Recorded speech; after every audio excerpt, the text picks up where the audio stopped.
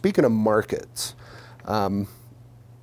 there's a train of thought out there, and I think this came largely from renowned NASA climate scientist James Hansen, that we got to build as many nuclear power plants as fast and furiously as possible for humanity to have any chance of saving ourselves from the perils of impending climate doom.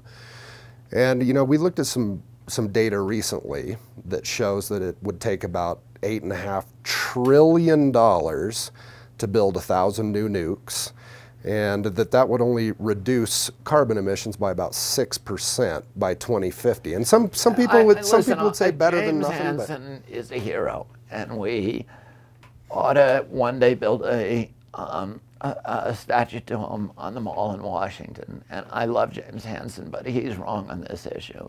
He's been wrong on nuke for a while. And you know, James Hansen knows a lot about science, but he's not an entrepreneur, he's not a businessman, he's never built a power plant, he's never been part of an enterprise that built power plants. And I've been part of many enterprises that have built power plants, including the 2 biggest power plants in North America. So he doesn't understand the cost advantage that solar and wind now have over the incumbents, including nukes. And you know, he's not an expert on nuclear power, and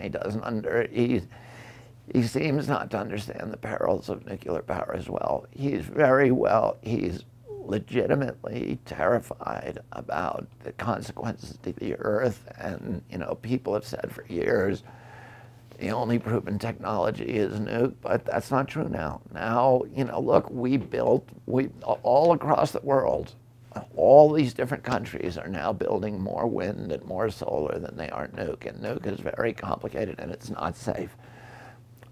You know, I'm all for nuke if they can ever make it economic, but it costs 15 times the amount of solar. So why would you ever do it? Well, Plus, it's not safe, and it's not just like, you know, hippies in tie-dye t-shirts who are saying it's not safe. It's the insurance industry. They can't get insurance. In order to build a nuclear power plant in this country, Congress had to pass the Price-Anderson Act during a sleazy legislative maneuver in the middle of the night in order to waive liability for the entire nuclear industry. So what other industry gets liability waived? If you own a home, every homeowner's policy in this country has a provision in it that says this insurance policy does not insure you against radiation contamination from a nuclear power plant. So, you know, you are insuring that power plant. And, you know, that makes no sense. If they're safe, tell them to get an insurance policy like everybody else. Right, nobody wants to bond it. No, these are guys in ties and suits from Wall Street who are saying, your industry is too dangerous for us to insure, and we're not going to do it. A nuclear expert once told me if you bonded uranium mining, you wouldn't have uranium mining. Well, you know, if you remove the subsidies from nuclear power, there's not a single utility in the world who would build a nuclear power plant. And none of them will do it anyway unless it's 100% taxpayer funded.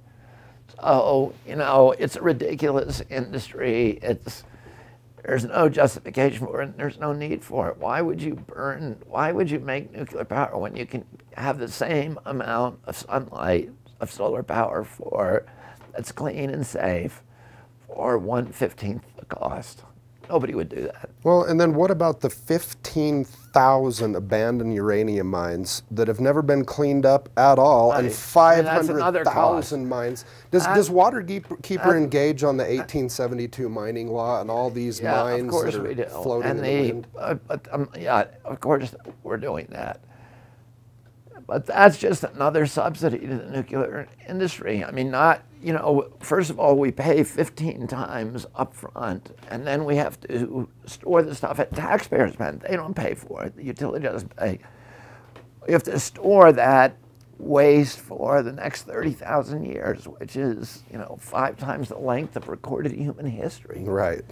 And then, you know, the mines and the the leaks at Hanford, the Columbia River, and Fukushima, which is now radiating the fish in the Pacific, and Indian Point in New York, which is leaking constantly tritium into the Hudson River. It doesn't work. It was a bad choice, and we should have gone somewhere else. And nothing's been fixed, or it will work today.